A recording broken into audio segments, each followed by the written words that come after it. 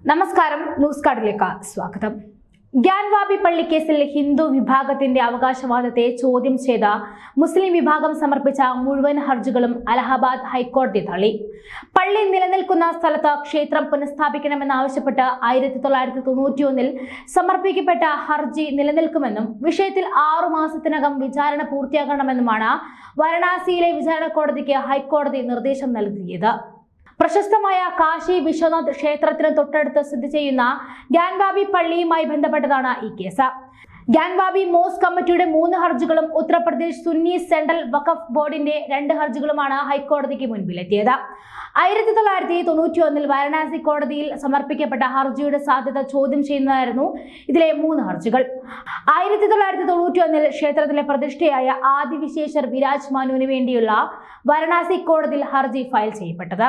എന്നാൽ 1991 places of warship act പ്രകാരം ഈ ഹർജി നിലനിൽക്കില്ലെന്ന് ചൂണ്ടിക്കാണിച്ച് അഞ്ജുമാൻ ഇദേൻസാമിയ മസ്ജിദ് കമ്മിറ്റിയും UP സുന്നി സെൻട്രൽ വഖഫ് ബോർഡും കോടതിയെ സമീപിക്കുകയായിരുന്നു. എന്നാൽ ഗ്യാൻവാബി തർക്കം സ്വാതന്ത്ര്യം ലഭിക്കുന്നതിന് മുൻപുള്ളതാണെന്നും പ്ലേസസ് ഓഫ് വാർഷിപ്പ് ആക്ട് കീഴിൽ വരില്ല എന്നുമായിരുന്നു 91 സിവിൽ കേസ് നൽകിയവരുടെ വാദം. വാരണാസിയിലെ കാശി വിശ്വനാഥ ക്ഷേത്രത്തോട് ചേർന്നുള്ള ഗ്യാൻവാബി മസ്ജിദ് ഇടവേളയ്ക്ക് ശേഷം വീണ്ടും വാർത്തകൾ ഇതോടെ നിറയുകയാണ്.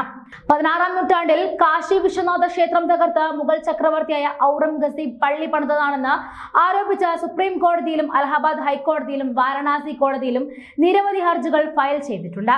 ഇതിനോടനുബന്ധിച്ച് ഏറ്റവും ഒടുവിൽ ഗ്യാൻവാബി മസ്ജിദിന്റെ ഘടനയെക്കുറിച്ച് അന്വേഷിക്കാൻ വാരണാസിയിലെ കോടതി ആർക്കിയോളജിക്കൽ സർവേ ഓഫ് ഇന്ത്യക്ക് നിർദ്ദേശവും നൽകി.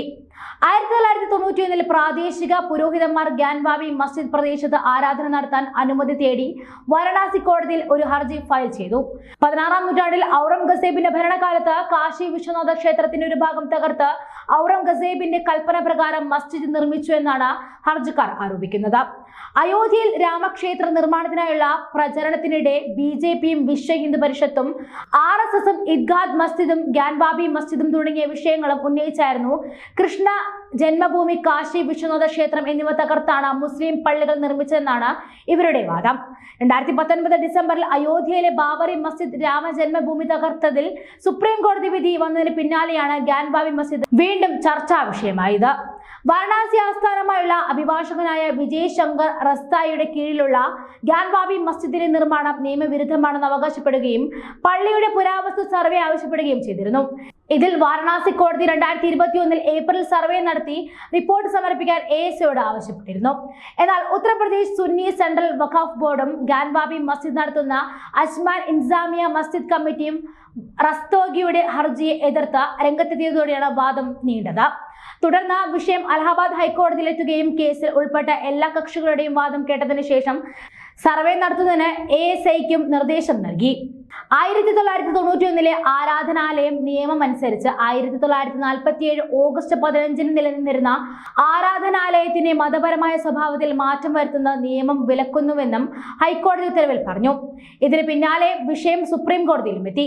2021 മാർച്ചിൽ അന്നത്തെ സുപ്രീം കോടതി ചീഫ് ജസ്റ്റിസ് SA ബാബയുടെ നേതൃത്വത്തിലുള്ള സുപ്രീം കോടതി ബെഞ്ച് ആരാധനാലയ നിയമത്തിന്റെ സാധ്യത പരിശോധിക്കാൻ സമ്മതിച്ചു.